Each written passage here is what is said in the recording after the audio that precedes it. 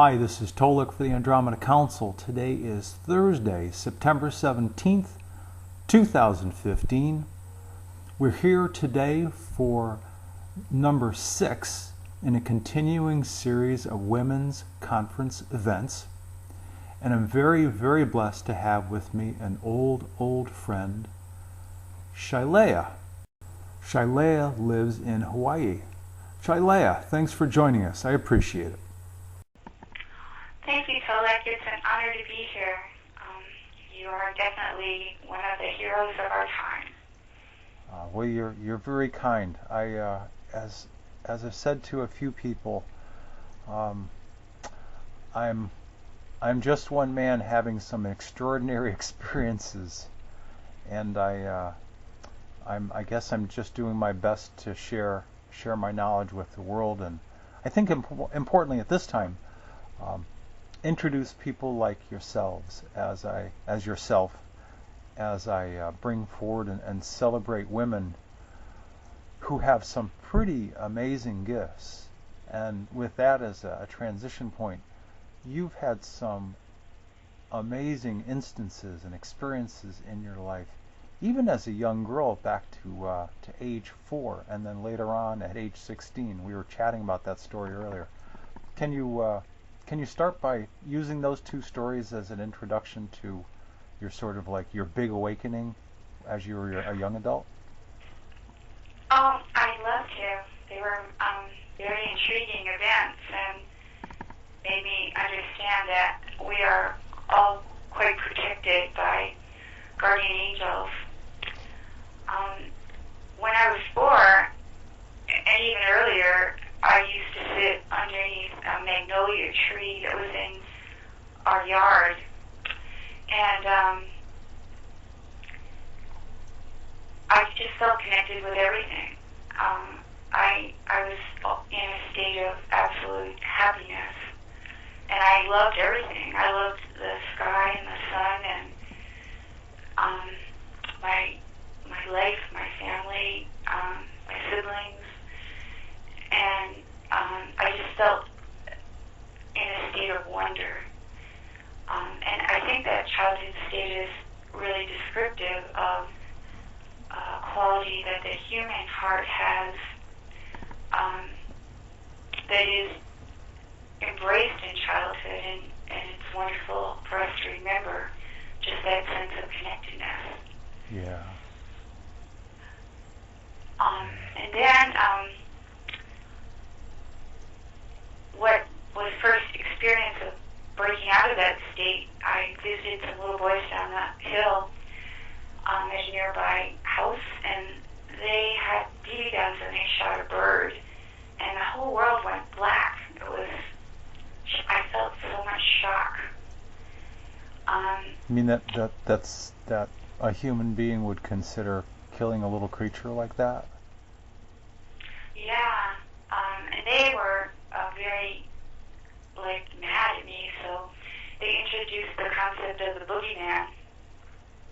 And children have outrageous imaginations and negative ones, so for a long time as a child I always looked under the bed to make sure they weren't under there. Oh boy. And then a little later I was taking a walk, and there was a lake nearby, and I drowned. I mean, I fell in, but I fell in over my head. And I was just so happy. I love water. If I was a dog, I'd probably be a Labrador retriever. Sure, I understand. Yep, show them a lake or an ocean, they'll be in a heartbeat. Find me, yeah. And right. I have this love of water. And I could see the fish, and it was just beautiful and green and peaceful, and suddenly something pulled me out. There weren't any people around. I just was in the air and not drowning anymore. So that was the first instance of, in my memory of something rather unusual.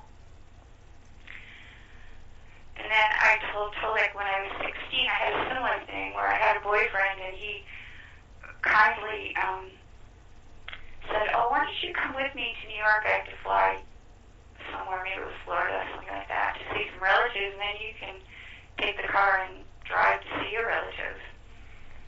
I said, oh, that's a great idea. But I didn't really know how to drive. And I really didn't know what New York City really meant. Yeah. I just learned how to drive on country roads. So he left, and I was in this little bug, and I got lost in New York for, seemed like forever. That's even easy to do today. I mean, it's a mess, believe me. I kept asking for directions, but I'm a little dyslexic, so often lefts and rights didn't go in the right direction. But finally I got out of there and was heading to my destination a few states down, and I left the airport about 8 o'clock in the morning, and by 4 o'clock a.m. the next day, I was completely and totally lost. My relatives had given me an address, but I'd never driven there before. And a car pulled up behind me. There was cornfields everywhere, and they pushed me into the cornfields. And a man got out, and I wasn't afraid. I didn't feel any fear. And he said, "Are you lost?" And I said, "Apparently,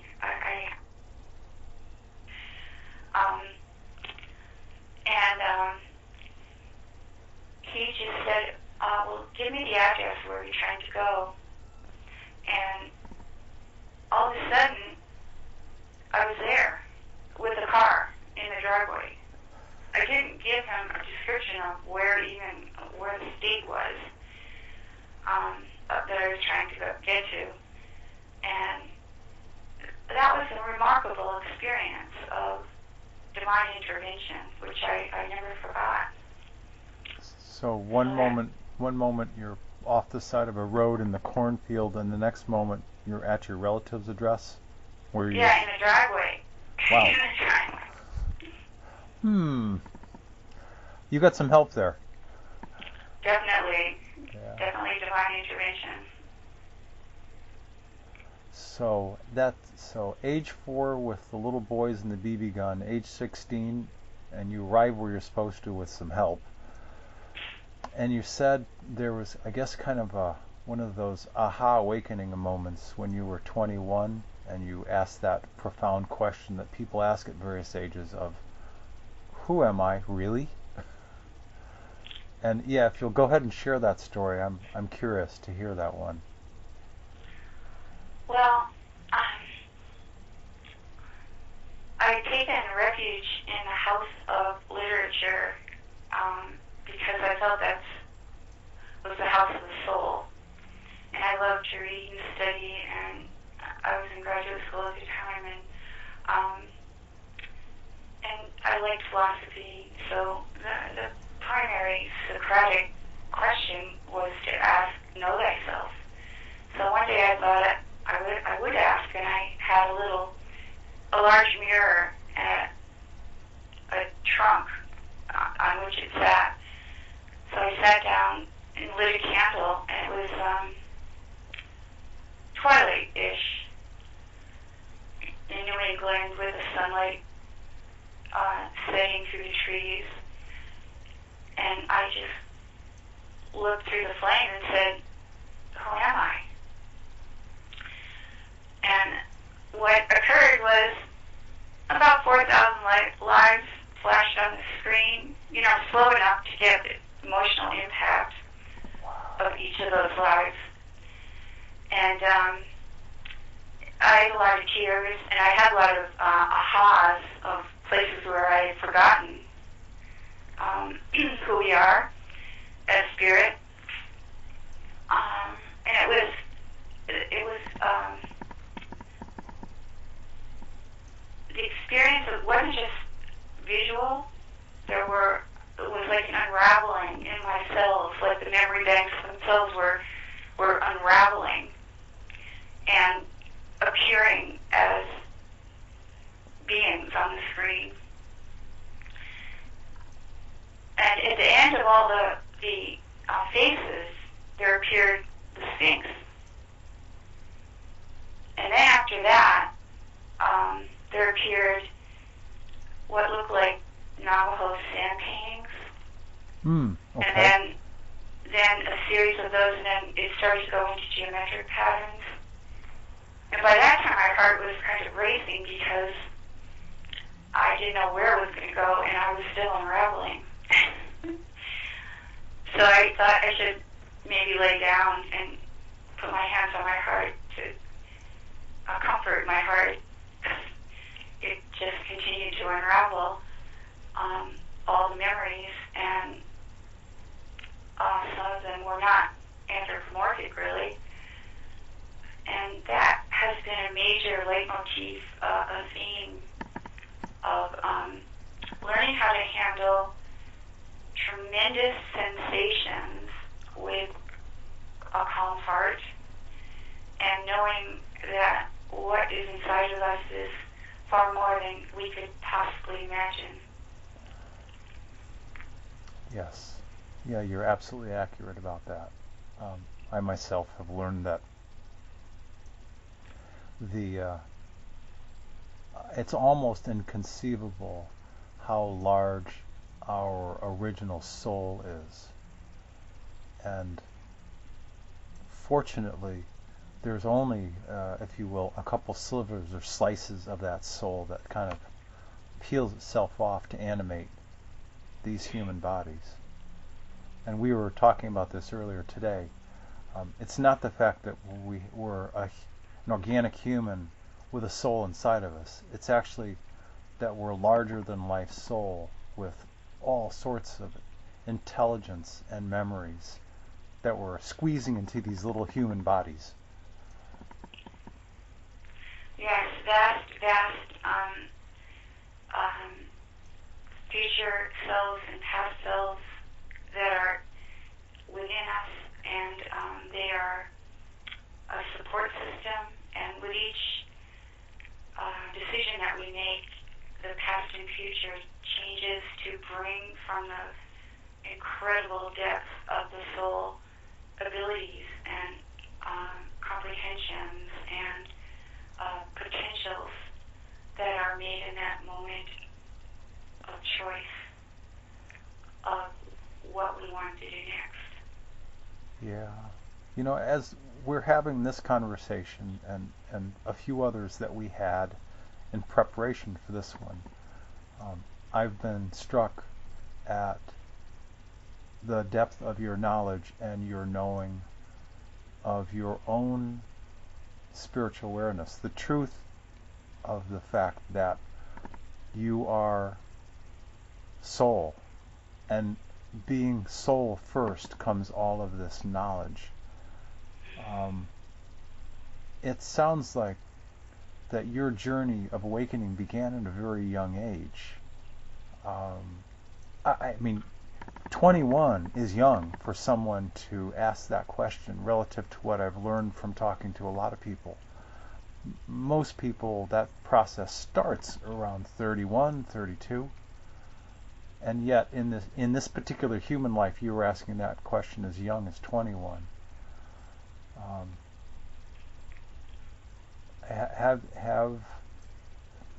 Trying to form a question. Have you always had this sense of knowing that there's a lot more to you than this female body? That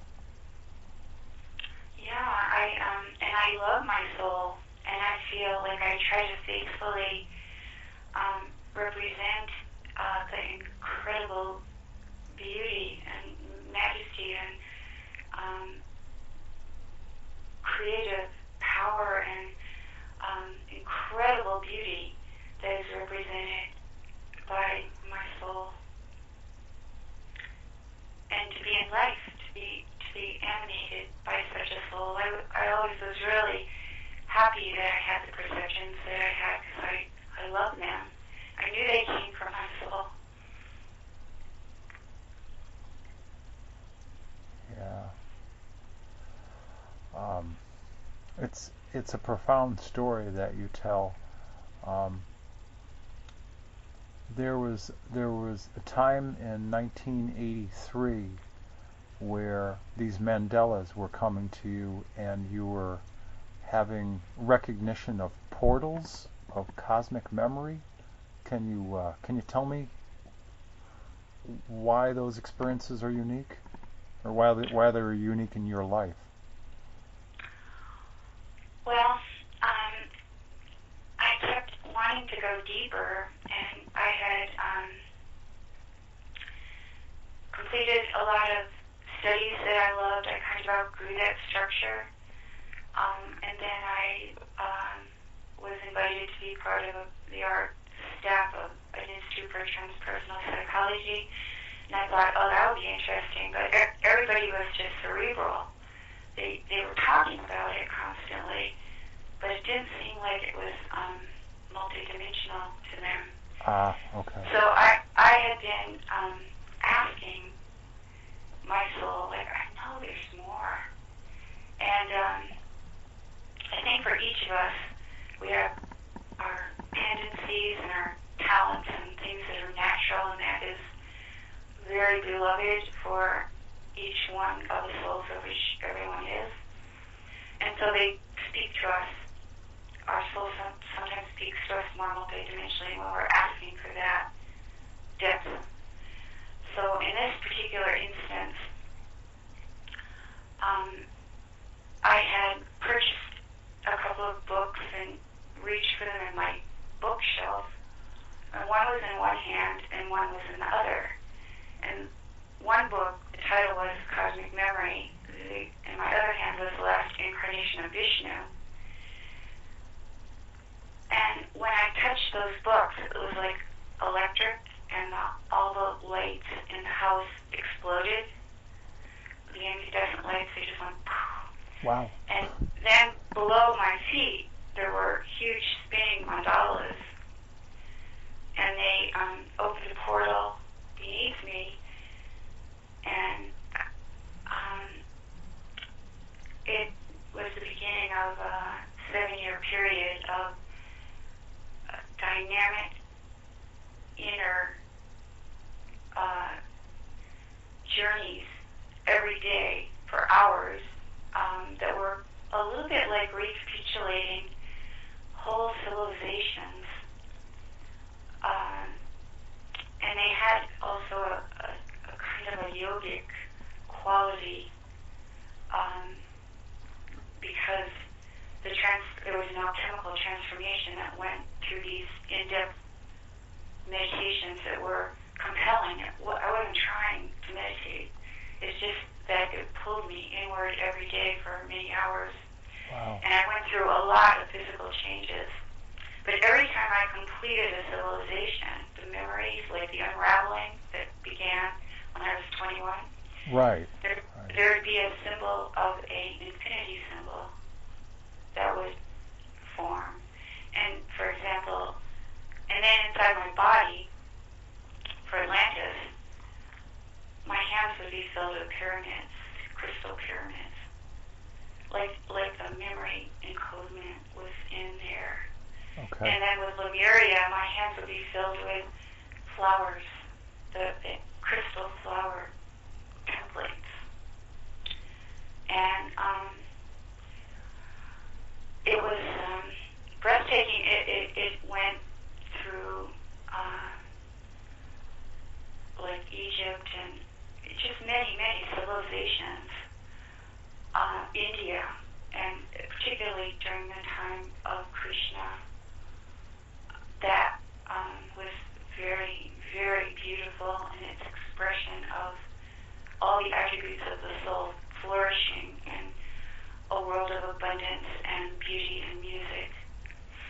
And just all of the people being in a very high vibrational state of respect of life and nature and each other. It was extremely beautiful. And then it also entered into some places in Sirius, the star Sirius, the raw, energetic energetic and the Egyptian energetic and the hieroglyphs. And then at a certain point, toward the end of this unraveling experience that began very long ago, but at least I was used to the sensations, and they weren't so overwhelming. I was in awe and wonder and gratefulness for this experience. But toward the end of it, one night, everything started to melt. The walls and I could see outside into the stars, and my body went through this intense acceleration, and I could see that there was this electric laser-like light far away, through many worlds and galaxies, but it didn't have a place to ground, and it was going to come through me. And I remembered, like a lot of yogic texts that I read, that if you're not ready, you might spontaneously combust for some of the, what I call radical yogic ordeals. So I was hoping that I was coherent enough with my soul and my body to withstand the grounding of that light.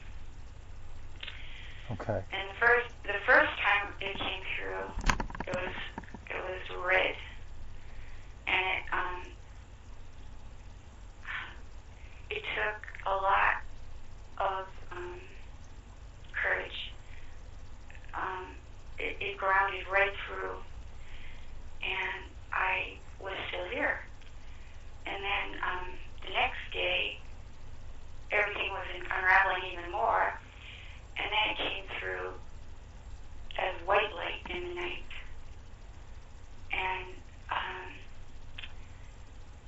And even more like systems, star systems, other kinds of systems were unraveling physically, and this lightning just shot through all the way into the earth.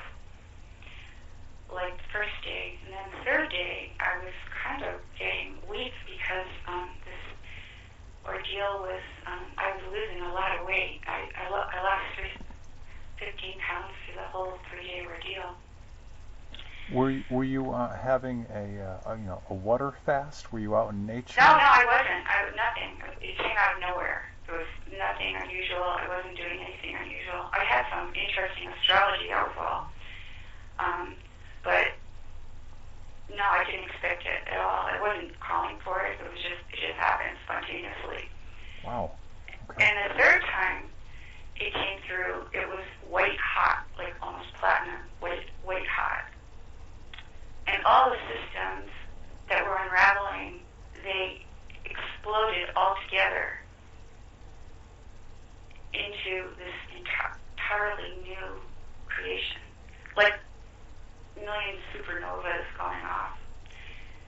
And it felt like a total atomic subatomic explosion in me. And I was holding, it felt like my personalities was a herd of sheep, and they were running away, and I had to be the shepherd. It's all right. All these worlds. And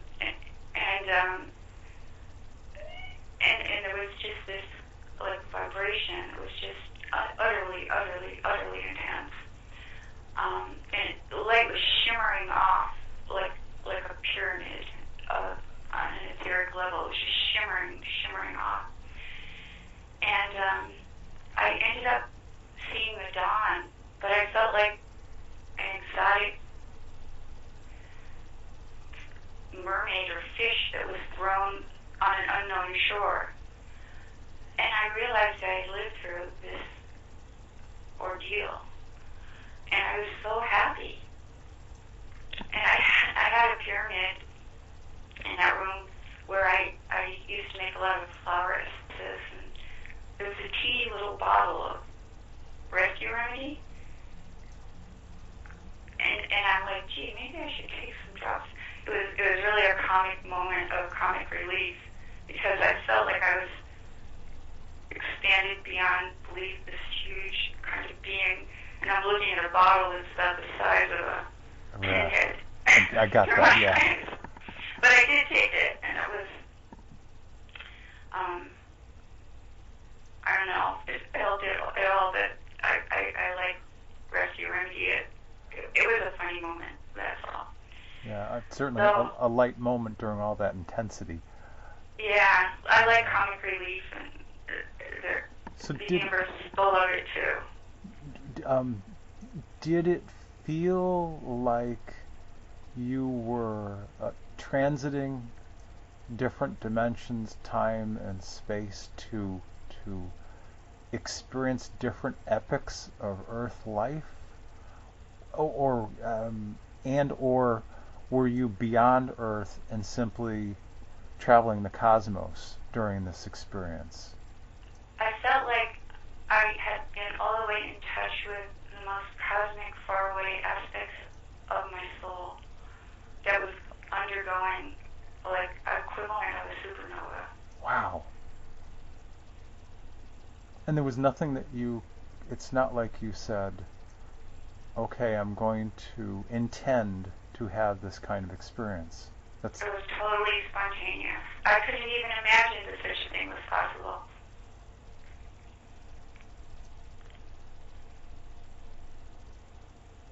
Was there any series of events, upon reflecting back onto that time, was there a series of events of 2 or 3 things or 4 things that you had done that you could say, oh, okay, here's how I got here? No. No? Okay. Wow. No, I couldn't. I was, all I felt was that anything I'd ever known was I had better be ready. Because it was going to ground through me into Earth. This whole thing was going to ground through me into Earth.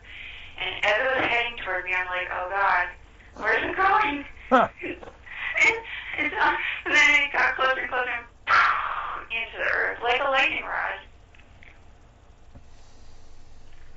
It's amazing that you're still here through all of that. I mean, that you're physically here. Because I think, Yeah. like you said, most people would just go, and they would just self-combust. It was a very real probability that was kind of telegraphed to me. But it was too late. It was heading there. Right. It was like everything I've ever done any other time, space, and dimension, I'd better be coherent in my energetic field because that thing has my name on it. Right, of course. I have a buddy of mine, a few years ago, we were having a conversation, and I said, what did you do? And he said, I said to Source, I want to know everything, now, all of it. And basically the answer was, you're sure? He's like, yes. So, wham! However the download happened. He told me, we were sitting there talking in his back porch, he said, I don't remember the next 7 days. Gone. And he said, whatever he learned after those 7 days, he had some memory of for a while. But it was like, I don't know, it was like trying to pour a dump loader into a thimble. Just complete overload. And then he said to me, that's what I get for asking for everything all at once. And it sounds like you had a similar experience, but you didn't ask for it, at least not consciously. No, but it did kind of relate to the mirror and the flame of the original question of who am I? Because the whole process, like, of unraveling cosmic memory was part of that, and the hint about the last incarnation of Vishnu, that it was going to be yogic, that gave a framework of civilization that I could, put in as a symbol. So that that was familiar to me. And I just hoped that I had enough lifetimes wherever it was necessary to handle the fire. And the electric fire. are you saying in some ways that because you were looking at these time periods that your soul had experiences during those times? Yeah, in the beginning of that time frame, which was almost 7 years, I kept recapitulating civilizations, and then they'd be put into their, it was like a crystal template of the memories that were in a symbol that related to that civilization. And then it would go back in my body, like that. Some people, I've heard it lyrically described as the crystal windows at the end of time. Well, I didn't know what that meant, but maybe this was one way that the crystal windows at the end of time that we all have from our long cycles were going to evince themselves, maybe for other people in different ways, but that was how it worked for me. And I did have an experience later on where I was walking to a park here at the ocean when I first moved here, and the ancient Hawaiians had just welcomed me. It was like, oh, they said, welcome home, child of Lemuria. And I was going to meet some people for the first time. And then as I walked on the sand in this area that was pretty sacred, for the first time, the earth silhouette went completely transparent. And I was walking on this turquoise rim of time with all of the cycles of time within it. And that's all there was. And I was walking on the top rim of the cycle of time.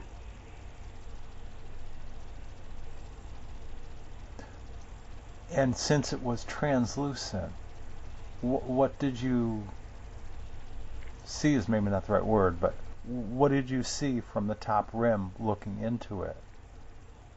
Well, it was below me was all the cycles within cycles inside this rim that I was walking on. And the earth was transparent in that moment.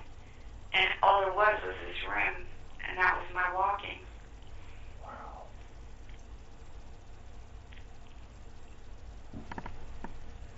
Do you have a sense for how long that you were in that state, or that you had that experience?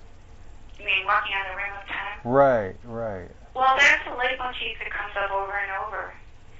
It's, I don't know, it's like if you had a life that was lyrical, mythopoetic, and musical, there would be these interwoven symbols that would show up around you where you're living more multidimensionally. And it's great beauty. There's a great beauty in it. And it's like the universe is reflecting your journey in a very exquisite way. And then that can happen in many different leitmotifs. And then they all connect, like a fugue or a epic or a elegy and they all the symbols and patterns and visions have this intricate and inner interconnection. And it's a beautiful way to experience cycles and living and life and multidimensionality. So I took it as a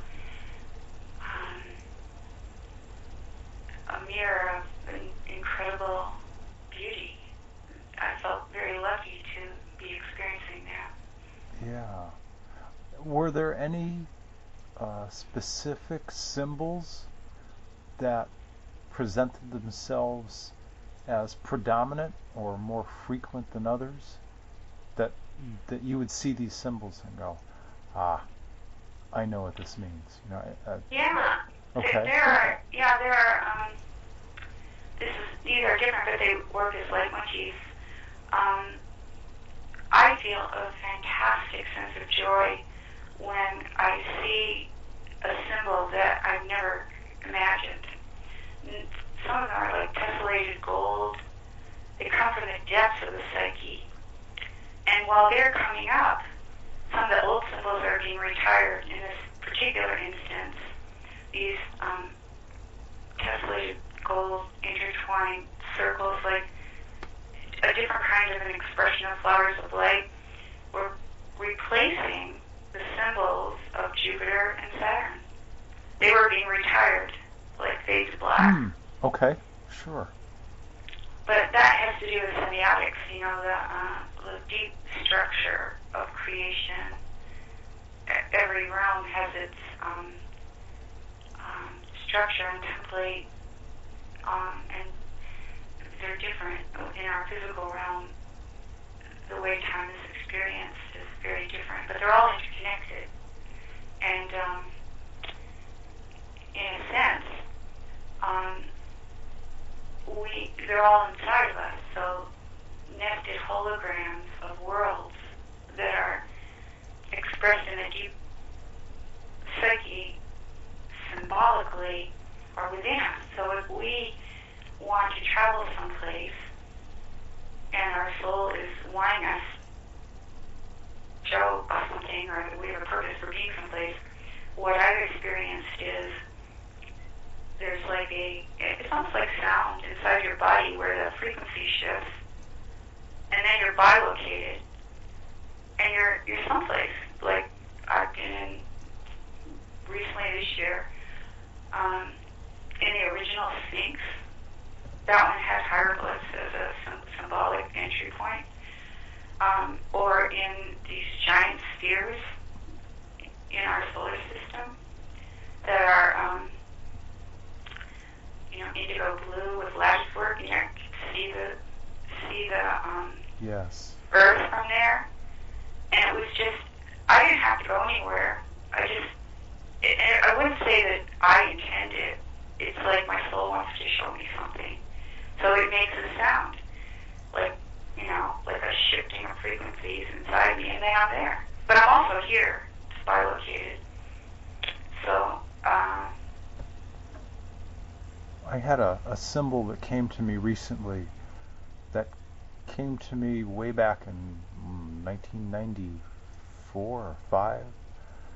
And I hadn't talked about this in a while, and I was talking to a friend of mine. I said, yeah, this thing very powerful for me. I said it's the imagery of the sort of translucent crystal sphere, and inside of it is essentially, and that sphere would be sort of like a translucent crystal green, if you will, like an aquamarine color. oh yeah. And then inside that would be a pyramid upside down in sort of a translucent indigo blue color. And this woman I was speaking with said, well, you have that symbol encoded in you, and also that symbol is deep in the core of the earth. And Yeah. it's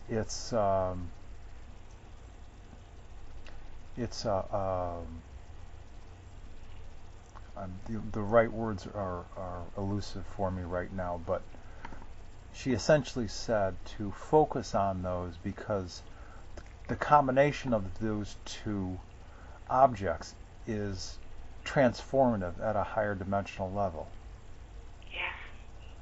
I went, okay. And they've been coming to me very strongly again recently, and 1994 was a long time ago. So I'm... Yeah, like it's a timing device as well, I believe. I noticed probably a lot of the listeners may have joined Tom Kenyon's invitation for the protection of the earth. And he wrote a beautiful update on how gorgeous it was. And it was, and what I saw were similar to that, all these crystalline spheres and symbols that were in source and in earth simultaneously. And they were just calibrating perfectly for the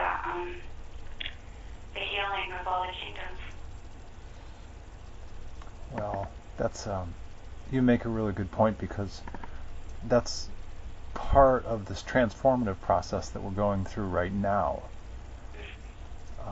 as this solar system and as this planet moves through this area, this very dynamic area of space.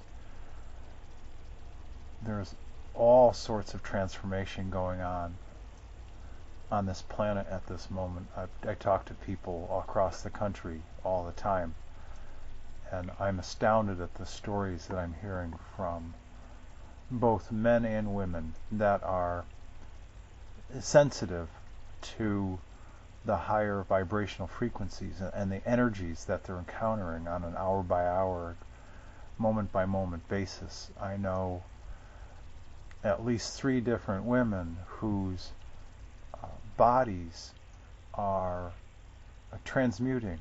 The density of their bones is becoming less and less. Their shoulders are reducing, their rib cages are reducing. And this is, I anticipate this is the first wave of people that are getting ready to transform as this planet goes through her transformation process into becoming a higher dimensional world. Are you hearing any stories from your friends in Hawaii that are going through anything like this at all? A lot of people are. Some people are trying to resist it a little bit because it can feel overwhelming. The sensations and the unknown nature of it. I mean, because I don't think anyone's ever gone through what we're going through in a physical form. No, I understand that this is the first time a planet has gone through this process. Stars, which are already higher dimensional energy forms, go through this process, but they're already higher up on the frequency ladder. But my people. Yeah, I was just going to say. One good instance that happened probably 3 weeks ago. Mm-hmm. Where a friend of mine was talking to me on the phone, and she wasn't feeling well. She asked me to check it out, so I took a look, and I could see that her body was it was not handling the vibration of this energy so well. It was kind of like more geared to a denser physical experience. And I could see it very clearly that, she was struggling within, like it was plating, almost like an armor, and her spirit was struggling in it. And as I was, with my seeing, sometimes it transforms as I'm watching. I was calling in that and the source of love to assist. And what happened was, in an instant, this template, it was like curtains of aquamarine diamond light, like rain, just poured through my body. And they went through her. It was like it needs to be a little bit filtered to get through to her. And then there were about 64 pulses. I mean, just incredible, like fast pulses. My entire brain turned gold. Well, that would be an alchemical transformation. It was so. Well, I was just trying to help someone, and like this wonderful thing occurred, and she had to go home and be in bed for 5 days. She went through such a transformation. And then she was like, her entire coloring changed, her entire energetic changed, all her light inside her changed, and she was in a new body of love that was fitted to the spirit that was struggling inside a more restricted body. That was a wonderful thing. Wow. So her current organic earth form body. It radically Right. Even though it's still organic today, it was, if you will, bumped up a couple levels. Yeah, it was her coloring, everything. Everyone went, "What happened to you?" But she did go through 5 days of not knowing what was happening to her. Of course, yeah. And we talked a lot, and I'm like, "You're gonna be okay." She goes, "When? I have to work." Like, oh, Well, 2 more days, just like hang in there. when you would look at her, or someone else would they perceive someone that literally looks better, looks more radiant, has more color to their skin? Yeah, vibrant, radiant, full of light. Okay. Just like glistening. Wow. Her hair, I mean, she was just beautiful. And it has stayed that way. I mean, just getting better. So that was really beautiful. And then a couple of days after that, I was just sitting thinking about, wow, these are intense changes. And I was wishing it for everyone, because that is shareable. And then what happened, I felt like every atom in my body just opened. And that same light, it was aquamarine, diamond. It just formed this huge whirlwind diorama, spun around me, and then went everywhere, just everywhere.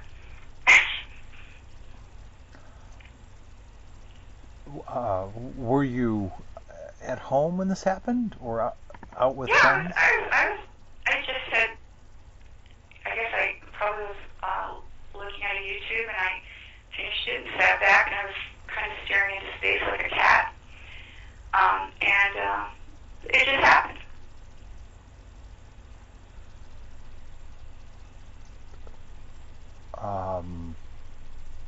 Anything that you experienced after that? Do you remember any? Yeah. And like I felt the wind. It was like the solar wind blew through me. Wow. I felt completely transparent, and I was trying to, just go through my day, but I also felt that I was going to pass out. It was so subtle and so intense. But I was used to things like that, so it wasn't surprising. Right. And there have been things since then that were even more surprising. So this is what's happening now. We kind of jumped to that part. Yeah, we did, but it was. I think it was just a natural path of the conversation. Yeah. But given that story, I'm going to rewind to 1989 and an event that focuses on your light body and a transformation that took place. This may be a good time for that story. Yeah, I think it will be.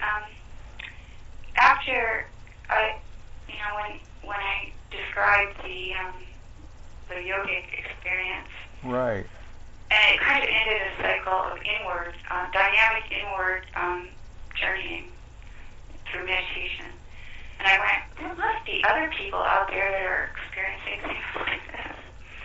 So I had on my radar that I really wanted to meet people who were going through deep experiences to share, friendship and whatever they were going through. So at that time, I was very attracted to become part of a pioneer group. I like to pioneer things. I like everything at the beginning, not when it's organized too much. Right. Yeah, we've had this conversation of building. Right. Creating. The cardinal energy of initiation of potential. Yeah. So I was invited to be part of a class that was a series of classes that was being given by a wanderer about the lightbody. And yeah, I was electrified. I'm like, yeah, I have to do this. So I went there, and it was astonishing. The very first, they kind of sequenced it in linear time, take it apart so that you could know the pieces. But in the very first transmission, it happened all at once, all around, and I was like, I raised my hand and went, okay, well, what do you feel? Tell us what you feel. Different people. There was a small group, maybe 35 people, and I described the whole thing, the whole light body right then and there, and they went, maybe we should put you outside the door. That's pretty good. They really were thinking about it, and they went, no, I think we need come back. We need you. Oh boy. That was pretty funny. But it was beautiful because the expansion was phenomenal, and this wander had, there are a lot of light bodies, and Jose Arguelles had a beautiful one with a rainbow and bringing together the Psi network that he did for, Mayan calendar, all of his. There are many beautiful descriptions of this, but what was really great was that inside of our hearts is a multidimensional portal that's like a star. Mm. And nobody ever, that I could find, talked about that in historic things. I don't know why, but that enabled a tremendous ability to travel through realms and dimensions, both inside and outside. And it enabled a person through their own light body, which is really a reflection of the light body of the Earth, the light body of the Sun, the central suns, the galaxies, the universes. It's a connecting point, and it enables you to become extremely coherent in your energy fields. And it is descriptive too. It's organic, it's natural. You have to work to activate it with your mind or understand it. But it's non-destructive like flower essences are. The 5 spirals that go through the toroidal body that you become are perfectly aligned with infinity through the earth and the ultra, source of love. So you learn how to balance all your bodies, mental, emotional, spiritual, physical. Right. And you learn how to become naturally coherent. And then you also learn that a lot of our troubles in the galaxy and on our planet are from beings that they try to shortcut, they try to force it with monatomic goals or force it with technology. Technology, right. Mainly.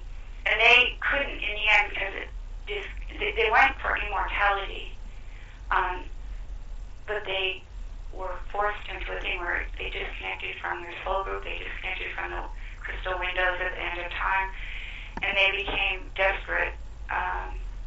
There were a lot of races that did that.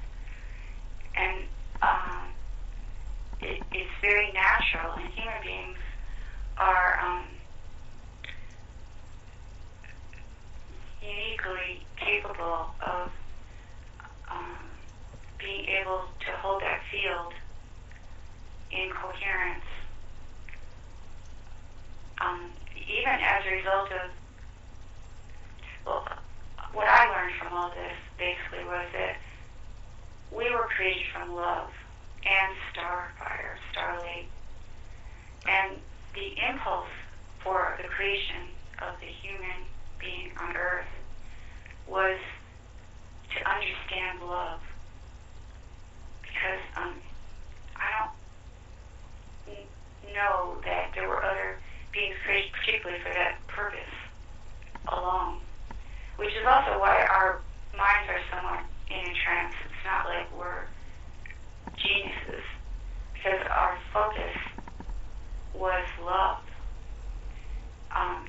depth of love and the emotions. And so it was an invitation to, we've heard this, it's out there now a lot, it might be interested to your readers, 22 systems, star systems were invited to assist with this. They used what they called seeding. And then there were many others that weren't invited, and they just did what they wanted to do because they weren't really paying attention to cosmic law, although you're always accountable to your actions. You have to learn how to create responsibly. Yes. So it does describe our particular dilemma right now in a way that helps with compassion and also the way out for us naturally, to naturally understand the beauty of the light body and not be attracted to a transhuman agenda. That's kind of my interpretation of what I've experienced. The transhuman agenda, to use plain English, is the desire on the part of malevolent powers that are, pretty much running society to keep us in the sheep mode and keep us organic for as long as possible. So if they can introduce medicines or technology to keep the human body going, age 100 or 125 or 147, whatever the years are, people are like, oh great, we can achieve longevity. But the only way that, my humble opinion, the only way that the human race can truly transform beyond its current form is for when the ultimate moment of the dimensional shift happens and the human being light body becomes more expansive than the organic form, and you have all of this light, the slivers of the soul that animate these human bodies that become greater than the energetic vibration of the organic body at that moment. Yes. And it is a process. Yes. It's a process, and the bringing in of the higher chakras or the higher expressions of ourselves, the five above, into a light body format gradually is very bringing in much more of the soul. And it's not necessarily for the purpose of immortality, more of multidimensionality. Right, yeah, expansion, growth. Expansion and right. Knowing evolution. Much more understanding evolution, creation, right. Many realms in which we have our being, so we don't have to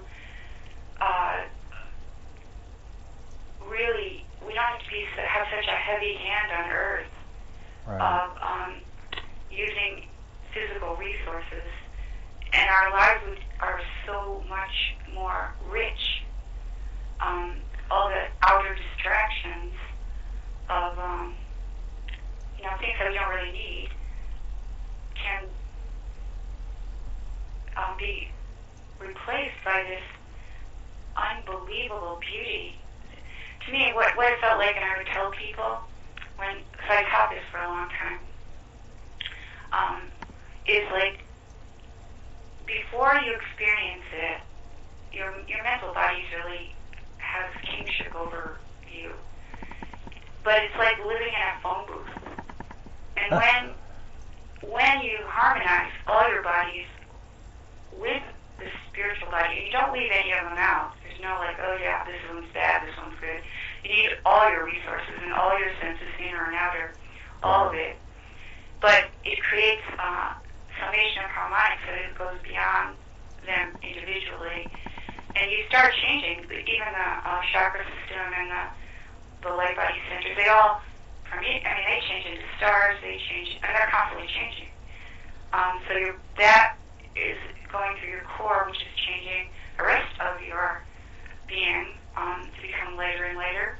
And it's a natural process, and you're connected directly to the universe and to love and to your soul and to everybody else, and knowing that all creatures, you know, even an infinitesimal photon particle is sentient and connected directly to the source of love.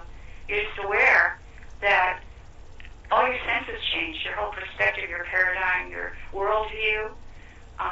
You can choose a much healthier, more exciting, more full of wonder and grace and beauty and manifesting, you know, as you need, not like having to hoard things or, you know, acquire things. Because that's what happened. I have strange things happen where I'd be asked inside to go do something that was really beautiful, you know, and maybe it was freeing some souls that were locked into a particular realm. And as I was doing it, I'd think, oh, gee, I wish I had some turquoise. And then I'd go, I'd hear, look down, and underneath my foot there would be perfect, perfectly carved octagonal turquoise with Celtic silver filigrees all around it, right under my foot. I mean, this happened a lot. So the beauty of the life of the soul is so overwhelmingly exquisite that, and you're so full of love that any lacks that you had to try to fill up with other things, you're just not interested anymore. I mean, you don't need very much because that's true. Every day it's incredibly beautiful, even more beautiful than the day before. Yeah, that's true. I've been taught from my own contact people, family members from the planet Dakota who are on the Andromeda Council. Over time, I've been taught that the most direct way to enlighten the light body, to enlighten the soul, is to make decisions that keep putting each of us in a place of love. Specifically, spending a lot of time in nature, which is the literal vibration and frequency of love.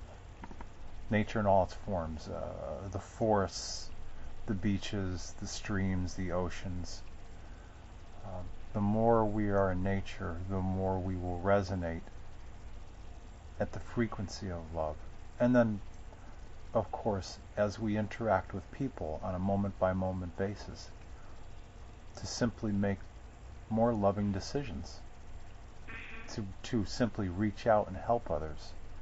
And these are not extravagant methods, but they're simple ways to transform our lives. And it's my opinion that people's lives will become literally lighter and more fulfilled the more that they're reaching out to help others. And of course, the more beauty they'll find in life, even in this one seemingly opaque dimension. Which is getting lighter and brighter. True. Yes. Yeah. And sometimes you don't even need to talk. Every day I spend my time around a lot of people that are usually tourists that are, swimming, or lots of children, lots of different people from everywhere, and I just kind of go into this space where I feel like I'm wafting just this love of them. Right. I don't need to talk, of course somebody needs help and they're looking for directions, of course, but right. It's like you don't need to No, you don't. preach You don't or need to anything. engage. Yeah, it's just simply the loving energy that you carry. That everyone is. Yeah, it creates a fantastic atmosphere of protection and light and harmony, coherence. It helps your community. Just being that. Yeah.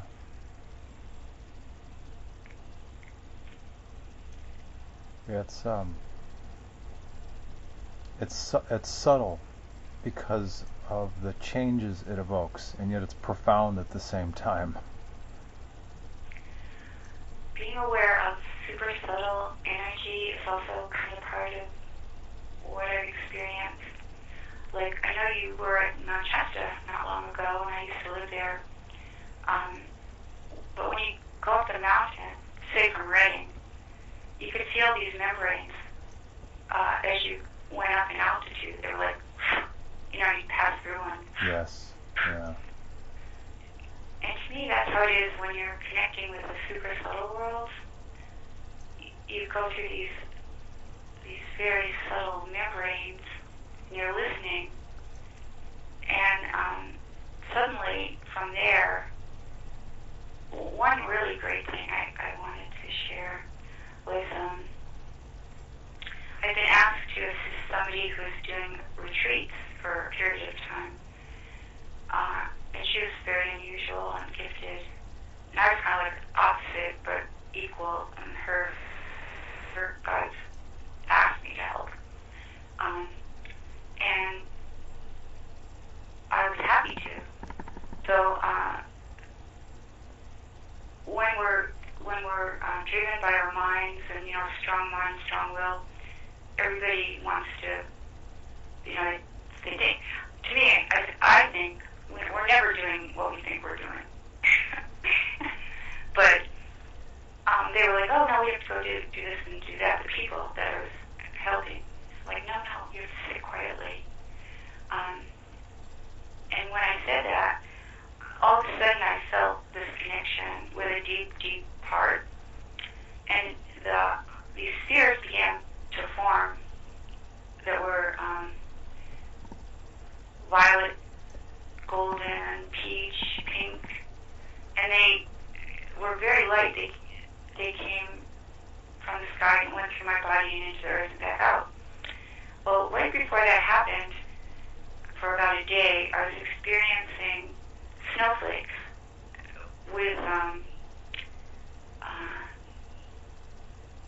they were like the symbols for the new patterns for animals and devas and things. They came down as snowflakes, and even on people, they would touch on their skin, and it looked like tattoos. They looked like petroglyphs. They look like creation templates. Okay. And I was just in awe. It was so beautiful. And then when those spheres came and they went through me and came back up, it went from the outside, like turning inside out, and all those snowflakes were coming up from the earth through people, out of their skin. And out of everything, out of the leaves, out of the streams, out of the fish, and even some animals that didn't live there. I could see them etherically, and they would come, and snowflakes would move through them like a template of creational energy. Would this be? Would these sentient beings come from the elemental realm? The elemental realms, the snowflakes were all the realms, and then there were other templates that came into my hands, and they were for the fairies, or they were for the gnomes, or the sylphs, or the Okay. the elementals, the devas, the animals. I mean, even like hippopotamuses showed up ethereally. And they were, I could see them in their etheric body. And they're like, so they could receive they were like new creation codes for the new world. That's what it was like. Wow. And it was incredible, but it's really subtle. That's the point, I guess, that I want to just share, to listen beyond the silence, or where you can feel it like going through these beautiful membranes that are paper thin, just whoosh, whoosh, whoosh. And that, when you connect there, that's when the miraculous begins to happen. And it can happen any time or not, just depends on what the soul of life is doing. Well, I certainly had an opportunity to experience some of that as I went up to Crystal or Castle Lake. Castle Lake. Yeah, closer to the mountain. Very high vibrational energies up there. I could sense them. Very, very beautiful place. Shasta is very magical. And it's actually kind of like, we see it as this beautiful mountain and all the lakes, like Siskiyou or Stewart Springs or all those places. But it's a portal on the next dimension it's like a space portal, Grand Central Station. So yes, they're simultaneously there, and to us they might look like lenticulars or double-decker 7-level lenticulars. They can see us. We see them that way. And yeah, it's very vibrant there, very dynamic. It's beautiful. I heard a lot of those stories while I was there. Yeah. Anyway. Oh, yeah. Go ahead, I'm sorry. Another thing that happened there that was really cool, kept me in trance for about a year. Some beings came while I was looking asleep, and I knew them, and they asked me if I would work with the dragon lines, and I said sure. And they said you can do it any way you want, but what we'd like you to do is use what I have inside of me. Everybody has something that is their guardianship, what they protect for creation. And so they asked me to go to all these stars, like 144 galactic stars. And then after that, 77 stars that were unknown. And I needed to bring a message, but the message was in what I was carrying.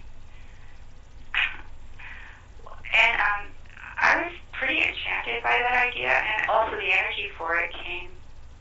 And nobody was saying, it was in my total free will, you can do this any way you want. Okay. And there are places on Earth, and I did it with Gaia, like, well, how would you like it to be, like this, or it was kind of changing the templates for the dragon lines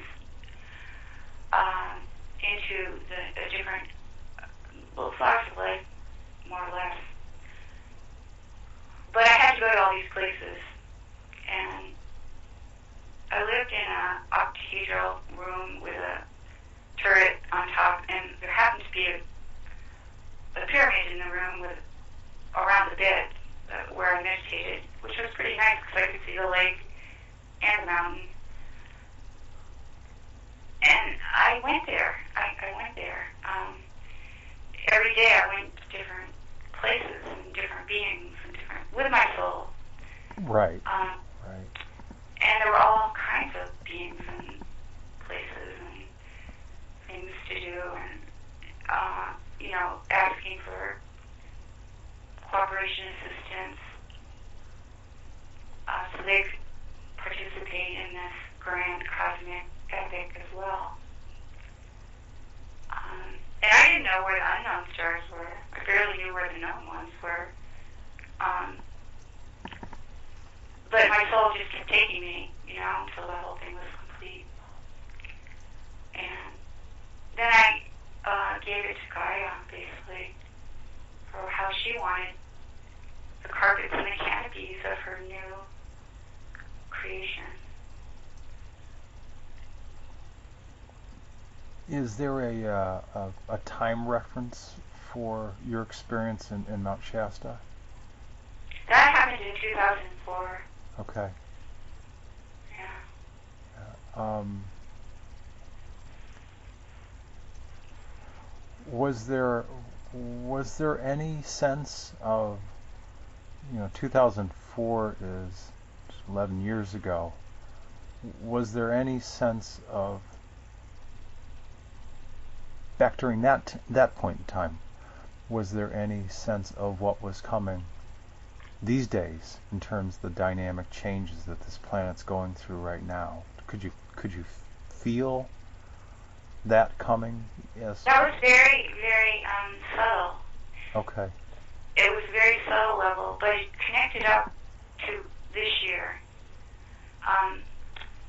Because in homeopathy, which is a little more physical, but especially in flower essences, the most subtle is most powerful. You can take 7 drops of a signature of a flower, and that'll be like the first level. You can go all the way up to 200 times, taking, 7 levels in an ounce, and then taking 7 drops in an ounce, and then the next ounce, until it goes more and more subtle. Okay. And the more subtle is, the more powerful. And it's also not destructive. It's self-correcting, self-adjusting. It's creation that is quite. It's coming from the root, of the absolute wellspring of creation and life, and adjusting all the levels from the most subtle to the most physical. So this year, actually kind of recently, I got inspiration to use lightbody as a fractal to connect all the kingdoms and to connect all the stars and all the benevolent ones and the earth to source for the healing of time and all the kingdoms. And it was approached as a flower essence, like a very subtle flower essence. Because when the 5 spirals go through your light body, they create the pattern of a rose. And that pattern of the rose is very descriptive of the destiny of Earth as a sacred planet, like Venus. And that was, when we did that, we had permission from Earth and Source. And it created lightning, and monsoons and changes, and it was an awesome experience. But it was kind of a leitmotif of what I had done in Mount Shasta. And now is the time to do it here. And the elementals, they all respond. Everything responds. And that our earth was broken. Before that, because of ignorance, not knowing how her body worked. Yeah. So. And we've been abusing this planet at least since the industrial age. Oh, and totally. Yeah. Whatever we did before that was minuscule compared to, I don't know, from like 1910 forward to today. And there's just been an enormous amount of toxicity that's been dumped into this planet, and it's actually. That was on behalf, and I believe, instructions of those that were desperate for technology to continue life. Yeah. As an immortal. Well, Mother Earth is going to make whatever corrections that she needs to make as she prepares to birth herself as a higher dimensional world. And there's She is. all sorts of cleansing that's going on. Yeah, now there's a lot.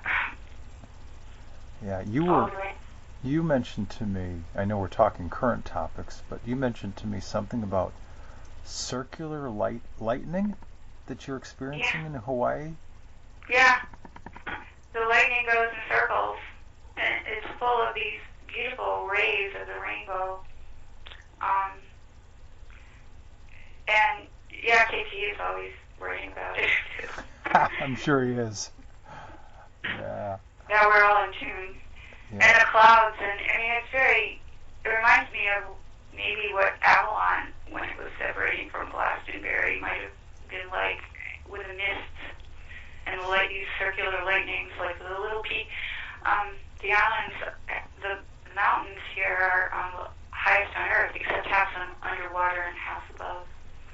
So we have these mists that just, for a couple of weeks every day, it's just these circular lightning experiences and actually lightning is very electrifying to the light body. So that would mean to Earth and all of us as well. Do you have any sense of intuition or knowing in terms of what is the cause and effect of the circular nature of this lightning? Is it an adjustment phase? Is it intuitively and experientially, clairsentiently? It feels like the circular lightning is creating like what happens with salmon when they go up a waterfall. okay? There's like a capacitor or a superconductor. It's like lifting the mountains up through the mist and this circular pathway. That's what's coming to you right now.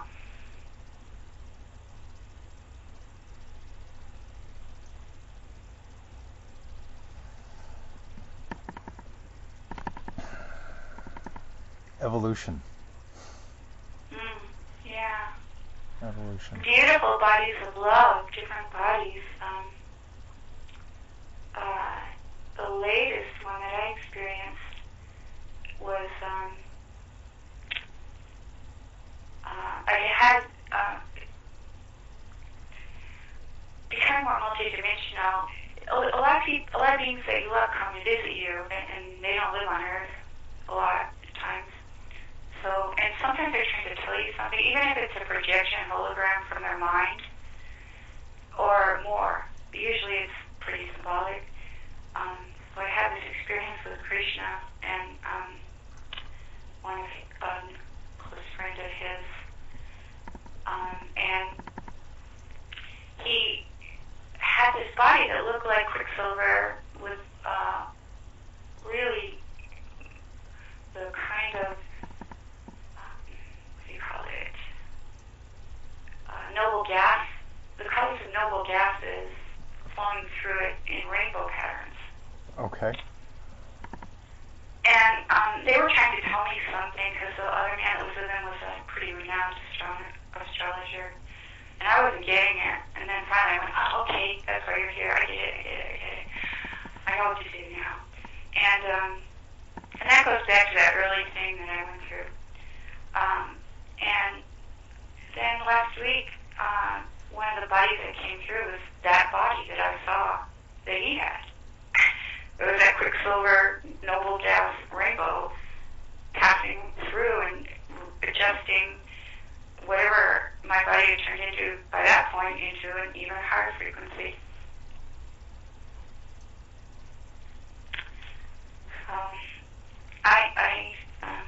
We're in it. We're in it. It's like labor pains going faster and faster and faster. Yes. Yeah.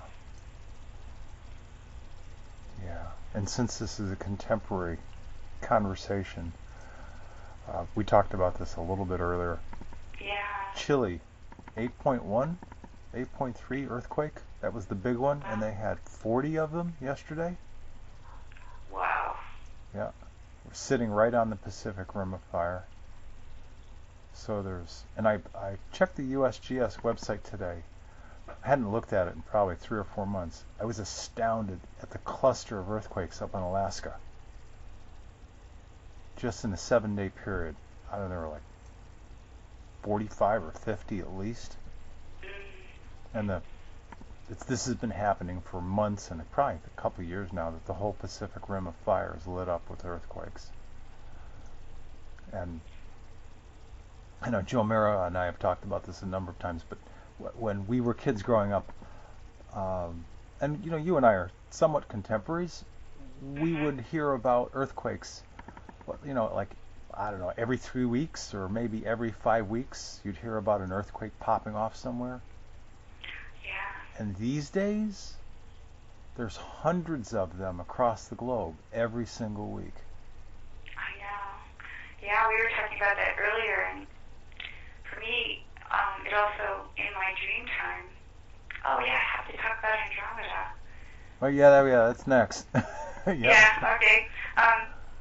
In my dream time, I have very vivid experiences of places where the earthquakes are happening in a timeline that's a little more dense.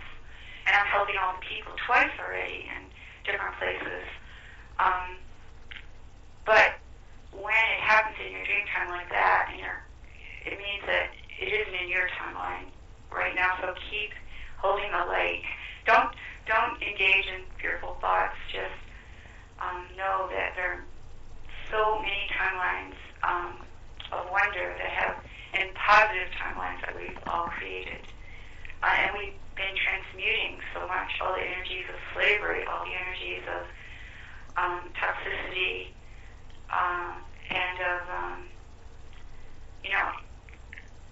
in the perfect light body, as it moves through you in a star field, when your body changes into that, the entire atomic table is inside. And it shifts, it's living light geometry. And the Andromedans, they can create restoration by making the spin cycles of all of the elements that are created in the starfire life-giving, not destructive.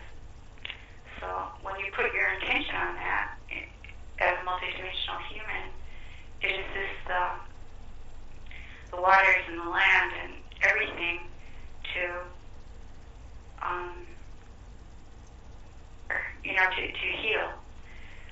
Yes. And we are. And that's kind of part of it, because as we transform into bigger and bigger bodies, sometimes our other aspects of our soul, which are more David, will step in, and you'll find yourself transmuting an area through your light body, and you just do it. I have some stars that were put in my body for that purpose, transmuting stars. So I spend a lot of time doing that, and it'll help us to go through this transition in a much more beautiful way. Just remembering love. Yes. Just that. Because love is an extremely intense force. There's nothing wimpy about it. It feels like a river when it's flowing through you. You just feel like you're, just all your veins, and you're just streaming light. And when you put your intention on healing or transmuting or evolving or with love, absolutely, that's really what we are. We're an intermediary between the kingdoms on earth and all of the celestial kingdoms and the suns and the stars that are benevolent. Well, I've been told a number of times that we are born of the same matter, the same particulate matter as the stars. Mm-hmm. all of the elements that comprise the stars throughout the universes are integral to who we are as soul. And we're incredible creators, but we've got to be aware enough to focus our intention and attentions on whatever it is that we want. Yeah, we don't want to be negative creators. Right. And that's the importance of coming from a place of love.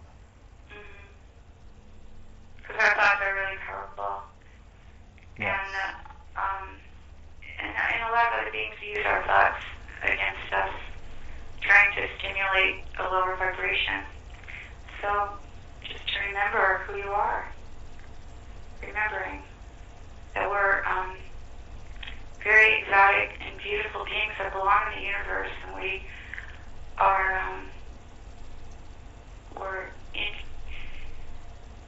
we're intricately part of it, and our place is there. We're part of that link and that beauty, and we are loved.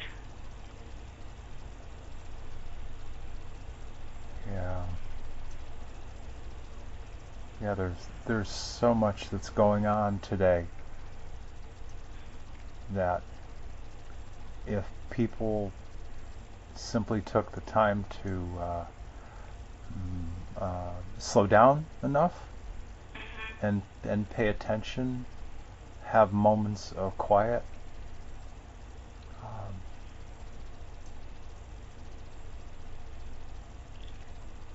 focus. Focus on the energy of love. There's almost nothing that we can't create.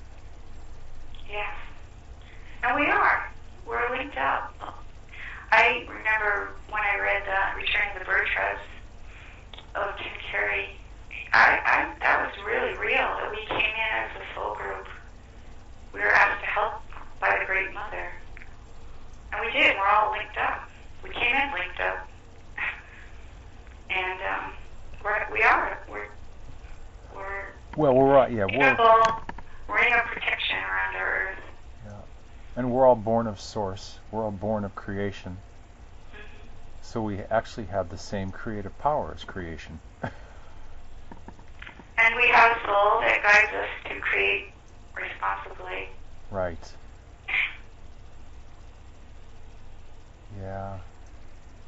Yeah, and that points to the topic of awareness.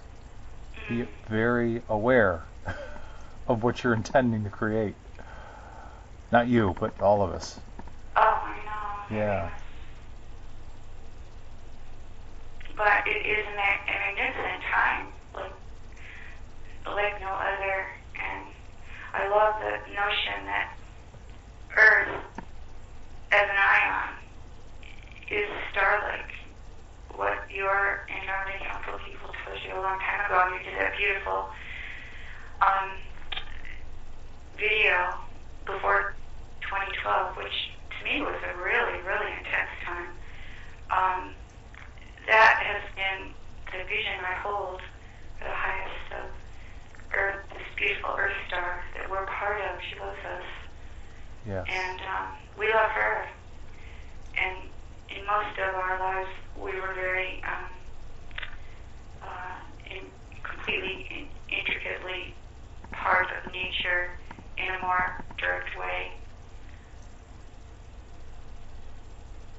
But we can return to that because that's the predominance of all lifetimes we've had. Yeah, certainly if each of us are choosing to spend more time interacting with nature, we're more consistent with the vibration of love, and that just it emanates out from around us just simply by interacting with people. Yeah, just being. Right. I mean, we can talk, and sometimes we get good words that just come through. We're all messengers for each other. But sometimes it's just presence. Oh yes, of course. Yeah, you actually don't even have to say anything. Just be who you are. and there's direct cause and effect. Yeah. So I'd love to just tell my Andromeda story because of your Please. connection. Yeah, please do. One day I was helping a friend and giving a session, and all of a sudden I felt this being come in. She put 12 suns in my body and innumerable pyramids. And it was like wasn't so much telepathy, it was like a whole expression experience. And I knew it was the logos part of, not the full logos, but the logos part of Andromeda herself as the soul of the Milky Way. And she conveyed that the dream time now is so important, and so much will be happening in the dream time. We'll be connecting with many aspects of ourselves in the dream time. And in a sense, the dream time will turn inside out, because that's the realm where we were connected to Source in the beginning, and being aware of multiple realms that we were part of. And yet, we'll be physical with so much more soul within us, but not just feeling like we're locked into a phone booth and only in a material world with five senses, but like fully uniting the dream time and the wake time in a new combination. And then she just sent out all these like rays and millions of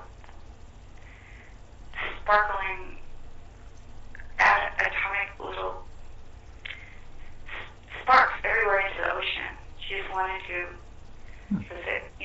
bring in the new that way through the energy of water, energy of sunlight and water, the perfect template. She just spent that time doing that. And I went through about a 12-day journey after that. I mean, I didn't really, I think it actually changed me totally. I don't think I ever came back from that transformation of all those pyramids and suns. At least for me, this story is interesting because of the story I told earlier of the reemergence of these two symbols of an aquamarine crystal sphere, the shape of a sun, and an upside-down pyramid. And you just cited the suns and pyramids being inserted inside of you. Yeah. Right, and I just learned that there is inside of me this crystal sphere and this pyramid. Yes. Yeah, that's part of your interdimensional bodies that has a power of transmitting frequency. Right. And the frequency, actually, I was calling, you talked about the aquamarine light coming through. That's when it came into our physical dimension. That was aquamarine. In his book, which I just read. So, he looked good. Synchronicity. He looked good, by the way. He was laughing and smiling a lot. He enjoyed himself in Mount Shasta. I'm so glad. Yeah. We sat around, told a lot of stories, and we had a good time. Oh, I'm really the quality of his life is getting a lot better. I think your audience will be overjoyed. Yeah, he was. And all the beautiful people, I'd like to just thank the amazing people that are out there now.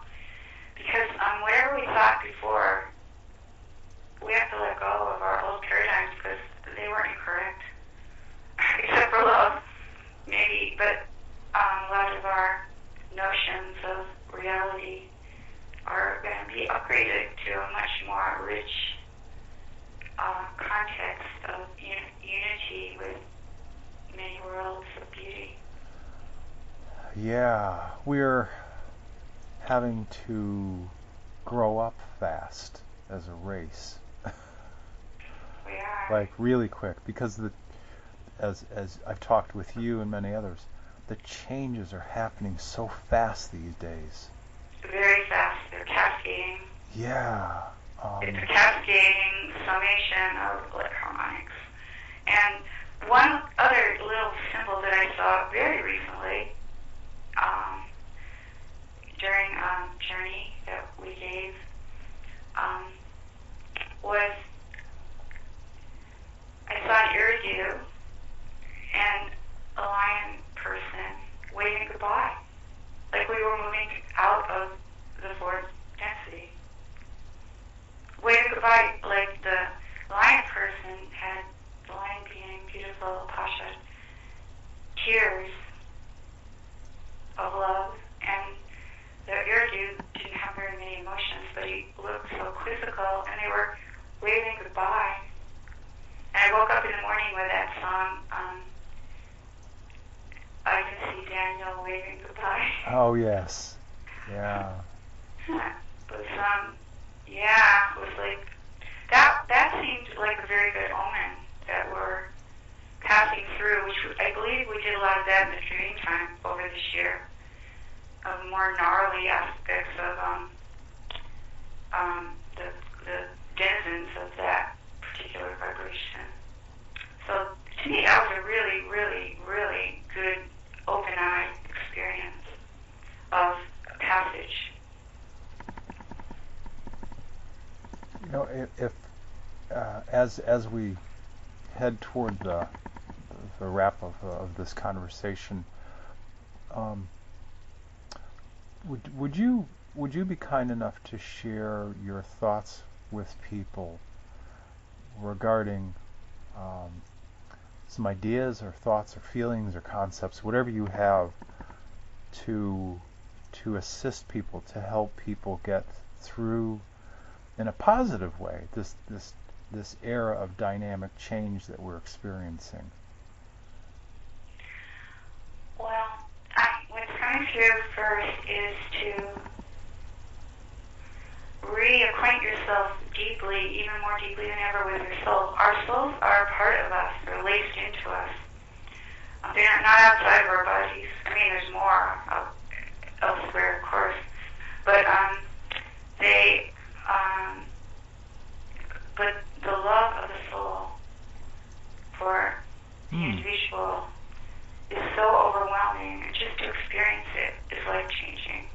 Allowing yourself a few minutes to commune with your soul in that manner might be a very comforting and exquisite experience to feel all the time while we're going through this thing that never happened before. Right. And if I may, whereas the organic body is a short term, it's a temporal, wrong word. It's a temporary body because it has a certain life expectancy. Our souls are virtually eternal, as we might try to compute the life of a soul. You know, thousands, even millions of years. Yeah, and all the souls and all the bodies you have are inside of you. They're all assisting, and in their time frames, which are all simultaneously occurring. Like Yes. an endless communion where the future always redeems the past because it knows more, has more wisdom, has more understanding. So you're part of a collective just by your own self with your soul and all the lives you've ever had. That is right under your skin. It's all the memories. And all parts work together for the good. And the purpose of humanity is also that exquisite individuation before it moves into unity with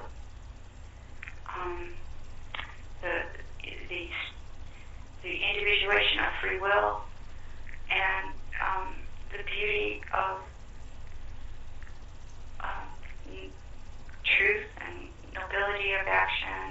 all those things Mm. that we can be in the human expression, the human experience, the reincarnational experiences, all that we're striving to become. Yeah. And all is of very prized in the universe. and all of those abilities, if directed properly, are transformative. Very, yes. Yeah. Yeah. Well, Shilea, thank you very much for joining me and for sharing some pretty phenomenal experiences with the people who are listening. Well, I want to thank everybody out there, and there are so many people that are stepping forward,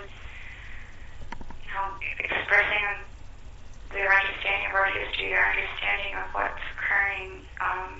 So many brave, wonderful people everywhere you look, and beautiful people all around us, beautiful human beings, and I'm just thankful to be here in this magnificent time with everyone, and with you, Tolec. I'm so happy I reconnected with you. Oh, thank you. Yeah, we've had a few conversations in order to kind of frame out this one, and it's, every one of them has been a joy. A joy for me as well. I feel very honored, and I'm very thankful to you me too. for all that you do. Well, thank you. It's, it takes every one of us. It really does. Yeah. Every one of us to be conscious, to be awake, to make conscious choices. Yeah. In joy and happiness and lightheartedness as well, even though it might seem overwhelming at times. Really good point. Yeah. Really, really good point. Yeah. I love that.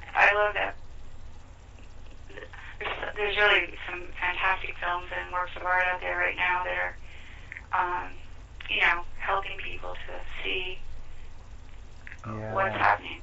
I just saw, and I was wandering, as I call it, Wally World, which is Walmart. I was wandering through Walmart before I left on this trip, and I came across a film that starred Tom Hanks and Halle Berry.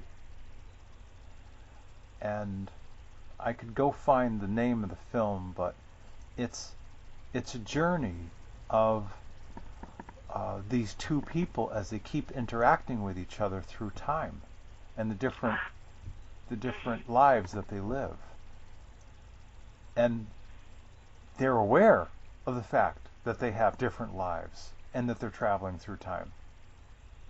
Yeah. It was amazing. I mean, if for you it would be like probably like watching a high school film, but for the people that are unawakened, they would be scratching their heads going, what's going on here? Because you have all of these layers that keep overlapping. Well, the truth is, that's what multidimensional humans, even the ones that stay in the reincarnational system, are going to begin to experience. You'll understand family dynamics much better. Because it's not only, like, you and I met each other now, we're talking and we connected again, but we have had other lifetimes together in other guises. Then all parties could grow, even the ones that are supposedly, or the ones that are simultaneously happening in the past. Well, that's what's our future. Well, and the thing that's more dicey, that it's, I think, difficult for most humans to grasp, is that there is, once you get out of 3D, there is no past, present, or future. Right. It's like being in a pool. You just go, okay, that experience. It's not all associative. That's right. It's not, or connected by symbols, or it's not linear at all. They're just experiences. But they're driven often by thoughts or necessary experiences, like being in the Bardo.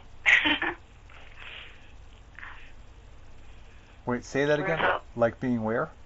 In the Bardo, where self meets self, in the afterlife when you're meeting yourself, which occurs in life, where Yes.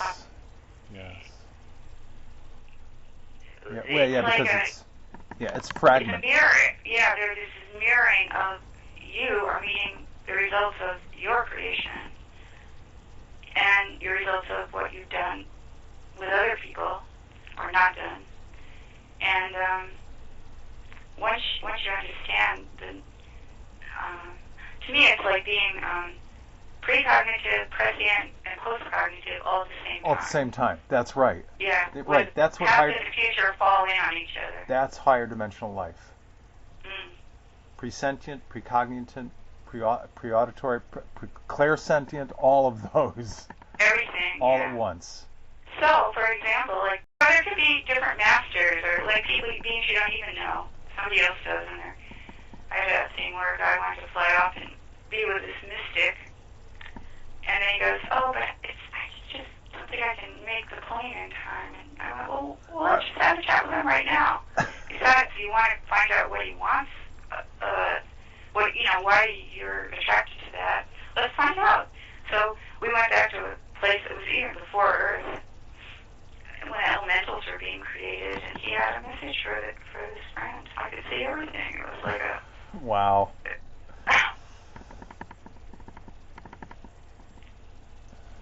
So traveling, all of it, it's just nested holograms, and it's all in the same space, like perfectly indestructive, not destructive. Yeah, you find out more things about what you are. Because when I had Berkeley downloaded into me, that was a big jolt. I didn't know what was happening. It had to do with kind of an opening into being a kind of a Davic regional transmuter. You had the did you say the Birkeland current? Berkeley downloaded into me. I went there and I could feel everything, and I got like overwhelmed. The first time anything like that happened. But there are devas of regions, and their job is they're like pyramids that take murky colors into beautiful celestial colors. And it took a few hours, and then I went, oh, I must have opened up a dormant ability, and I had it happen after we did the link up with all the stars and the celestial realms and the kingdoms of the earth, all in that lightbody experience, where my part, or maybe even more, of the galactic situation was flowing through me like Berkeley, and my guys, I'm like, what is this? I feel really vertigo, I feel weird about all these voices, all these images, and my guys are like, remember Berkeley? This is just a little bigger, but kind of the same. So, Jerry Garcia and the Grateful Dead, Berkeley. Yeah. Yeah, I was there. Yeah, Berkeley. Yeah. I like Berkeley, but I didn't expect that experience. It was just like, oh, this is another thing you can do. Yeah. So I don't mind being a transmuter. It helps transmute negative energy into positive energy. Yes. Yeah. Yeah. Yeah, and if we're talking about Berkeley, it was a transformative place. It was. Yeah. California is where lots of the new ideas are born. Absolutely. Yeah. Yeah. Shilea, we've had a really enjoyable conversation. Before we go, if there are people that would like to ask you any questions or share their own unique stories with you, is there a good way to reach you, say by email? Yes.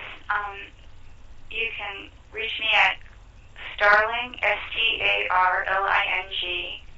Cosmic, COSMIC, at gmail.com.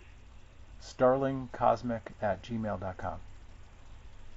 Great. Okay, thank you. Well, for Tolec of the Andromeda Council and for Shilea and the beautiful islands of Hawaii, Thank you for joining us, and have a wonderful weekend. Shilea, until we chat next time, thanks again. It was a pleasure having you.